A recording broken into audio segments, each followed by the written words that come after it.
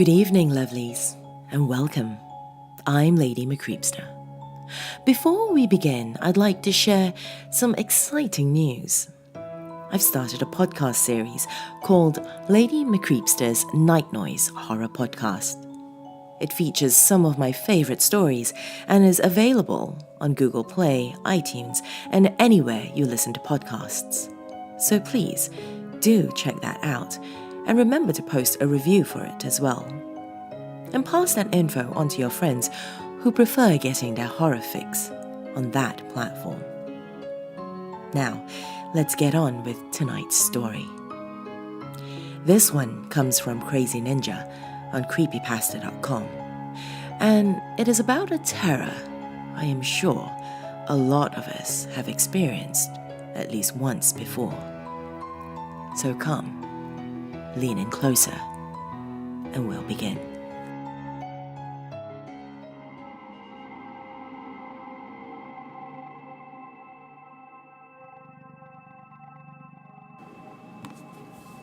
It all started when I was about 8 or 9 years old. Actually, I guess it may have been earlier, but that's around the first memory I have of it. See, I have had sleep paralysis as long as I can remember, although it is rare now that I am an adult. Most people that I've told about this have assumed I'm just scared of the dark or have bad nightmares, but that's not it. Although, I am, and I do. I have always had very vivid dreams. When I was dreaming, I was there. I could see, smell, hear, and feel. I was also a very adept lucid dreamer, having the choice to affect my dreams at will. That didn't work on nightmares though, and I often had nightmares before these episodes. Horribly vivid nightmares, almost every night. Dreams of falling, fire, death, being alone in empty spaces, but mostly monsters. And those were the worst. Some of them were your classic 80s slasher film icons, Jason, Freddy, etc. I think my mom let me watch those movies a little too young, along with reading Stephen King, but she is still my hero. Those usually involved running and hiding while being in a strange place, usually creepy abandoned buildings or out in the woods. The monsters that didn't come from movies were way worse though. Dreams come from your subconscious, supposedly, so I guess somehow my mind created them, although as a child it seemed like they were from the depths of hell. Twisted, grotesque things, sometimes vaguely resembling a human form, with missing limbs or too many hideous faces, with skin missing or eyes hanging out of sockets. Some were not human at all, however, giant creatures with wings and razor-sharp claws and teeth, black shadows with red eyes that would just stand in the corner and watch me while I went about mundane tasks, like homework or watching TV. Sometimes I would wake up before they got me. Not always. People say you're not supposed to die in dreams, but I have many, many times. I have fallen and hit the ground. I've burned up in fire, been stabbed and sliced. I even had a dream where I was at a funeral that turned out to be mine. I didn't go back to sleep that night. Well, I'm not really scared of the dark, per se, or even scared of the nightmares. I am afraid of waking up in the dark. Let me explain what a typical night was for me when I was younger, and maybe you can start to understand. I would fall asleep in my bedroom with the TV on, mostly for light. Sound would be just loud enough to make out what they were saying. Sometimes I would fall asleep on the couch with the light and sound coming from my parents' room before I had a TV in my own room. Then the dream would start. The worst one ever, which I had often, would start with me waking up in my own bed. I don't know how rare reoccurring dreams are, but I feel I got more than my fair share. I would be viewing as though from my own eyes, rather than a third person, as a lot of dreams were. I would look over at my alarm clock and it would say 3:33 a.m. Always. Then the fear would start. I knew what was coming, but was powerless to prevent it. I would slowly place my feet on the floor and stand up while stretching and yawning. I'd start to head for the bathroom, and I would trip on something. I'm not sure how I know the bathroom was my destination, as I never actually made it there. I crash on the floor, hitting my nightstand, causing my alarm clock to fall on my head and bounce to the floor. So I'm lying there, cursing myself and looking under my bed. There is nothing there, and I mean nothing.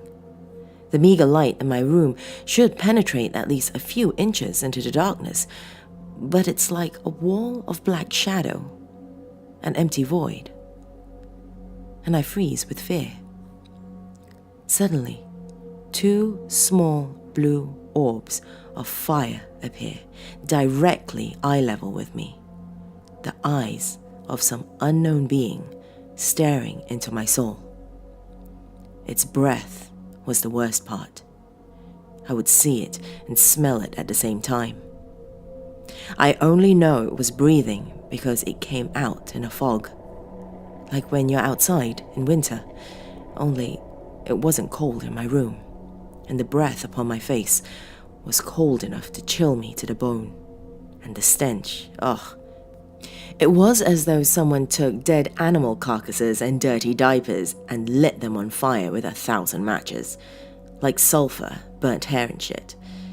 My mind would be screaming, run, hide, but my body is frozen. I am hyper-aware. I can feel every muscle in my body tense up in preparation, but nothing happens. Then, it grabs me. I see nothing, no limbs of any sort, but I am being dragged under the bed. Then, I am in total blackness. I can feel its disgusting breath on my neck and hear my heartbeat, but my sense of sight has totally abandoned me. I don't feel arms around me specifically, but I am being held there. It feels like someone has wrapped a blanket made of flesh around me, but it is stronger than I am and holds me completely still. Then, I feel its tongue slowly lick from my neck to ear, as though tasting my fear. In a voice I can only describe as broken glass soaking in blood, gravelly and grating but wet, it whispers, "What do you like about playing under the bed?" That's when I snap out of it. I struggle and fight, swinging my elbows and kicking my legs as hard as I can, eventually loosening the creature's grip, and I would wake up. But here's where the real fun begins.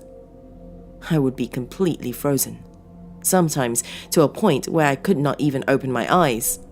Sometimes that would be all, just frozen for a minute or two, then I would snap out of it.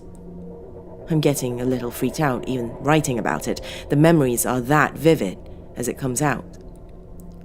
Other times, the nightmares followed me. I remember once I was lying there frozen, trying to force my eyes close, when I heard that same thick, gravelly voice say, "Come back under the bed. The games were just starting." I couldn't turn my head to look towards the sound.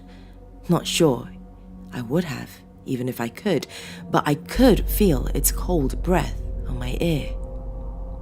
I guess I must have screamed, although I don't remember doing so, because my mom ran into the room and turned on the light. I swear I saw a shadow out of the corner of my eye melt into the floor, heading back under the bed. She checked, assured me there was nothing under the bed. I still don't know what to believe. According to the therapists and counselors I have talked to, I was experiencing visual and auditory hallucinations common to sleep paralysis. They don't know how real it was, though. When I would wake up in bed, once able to move, I would jump off my bed, making sure to stay well away from the edge, run to my parents' bedroom, and crawl into bed with them, sadly, until I was about 14. Oftentimes, though, I would not wake up in my bed as I had fallen asleep. Sometimes, after that specific dream, I would wake up on the floor next to my bed, which was worse, especially if the paralysis kicked in, which was often. I've woken up on the couch, on the floor in my parents' room, on the kitchen floor, in the empty bathtub, even once on the porch. On these occasions, I would sometimes find scratches and cuts on my body, often small, although once I had a 6-inch gorge across my ribcage. I still have the scar. The therapist said this was due to sleepwalking and running into things. My grandmother had a very different view of things. I loved my grandmother. She definitely wasn't your regular sweet old lady. My grandmother had a deep appreciation for the occult. When I told her about my dreams, she crossed herself and did that weird little evil eye hand gesture. I asked her why she was freaking out. "My dear, 3:33 is the time of evil," she explained. 3 is a number of Satan. 3 a.m. is the witching hour, dear, when the veil between realms is thin and reality can be warped. It was more likely that it was an actual demon trying to drag you to the underworld. You are lucky to have survived the attacks. She also told me that I wasn't sleepwalking, as the therapist suggested, but actually in another, I guess you'd say, alternate plane or dimension, or even the underworld. We always thought she was a little crazy. Now, I'm not so sure. I wish she was still alive to help my family.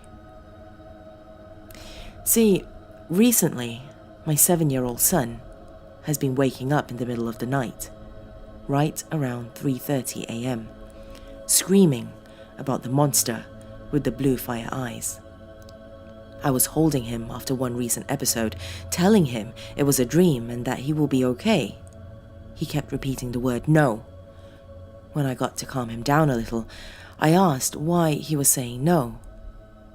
He said he doesn't want to play under the bed.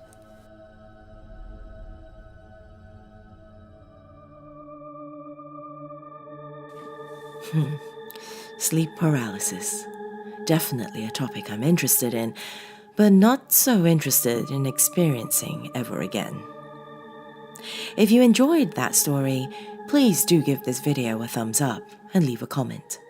If you haven't done so already, subscribe and click on that bell icon to get updates whenever I post new videos. That's all I have for you this evening, my lovelies. But remember, come back and visit me soon.